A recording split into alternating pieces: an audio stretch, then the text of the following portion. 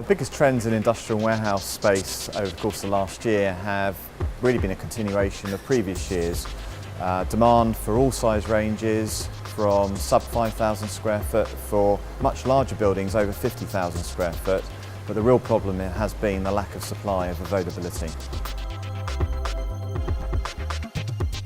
The areas that had the most space have predominantly been the established industrial parks such as Borwick Wood at Eastleigh, School Lane, Chalmers-Ford, Sedgensworth, but they really are starved of available space, and we're just starting to see new developments starting.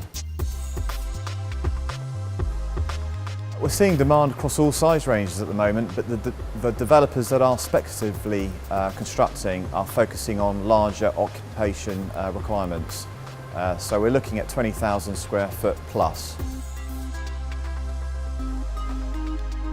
We're starting to see signs of businesses moving into the area. One particular brand we're all very familiar with is Amazon, who have a rapid expansion campaign across the UK. Much of the other demand is existing businesses located between Southampton and Portsmouth and the general region who are growing rapidly and desperate to find bigger buildings to move into. The problem we've had with the lack of supply has really been reliant on funding and availability of land through the planning system. And over the last 2 years, we've just started to see planning permissions being granted, developers being able to secure sites at the right price, and securing funding from institutional property funds as a result of rising rents and yield compression. The fantastic news about development starting is that we will have buildings that will be ready for occupation towards the end of this year, moving into 2018. The best areas to invest in on the Solent corridor at the moment are those that are really closely located to the M27 motorway. So the Ford factory site at Eastleigh, fantastic investment for Mount Park last year, and they will start spec building this year. Other locations such as Chalmers-Ford and Eastleigh, really strong. And again over towards Portsmouth at Havant and Waterlooville on the A3M corridor and A27.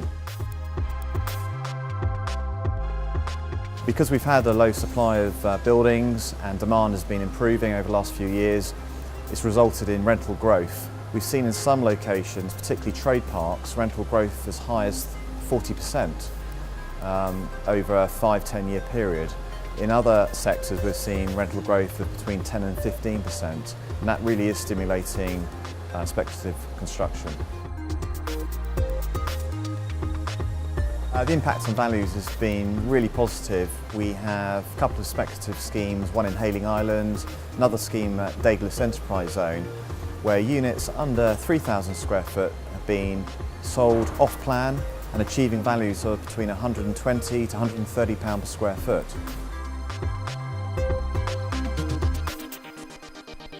There's a lot of talk about Brexit in the summer last year. We had a bit of a blip, I think because it was over the summer recess. We had the Olympic Games, of course, but we've not seen any dramatic impact at all on demand and supply. In fact, the reverse. We haven't been busier. I can't really see any dramatic changes over the next few years. It's business as usual.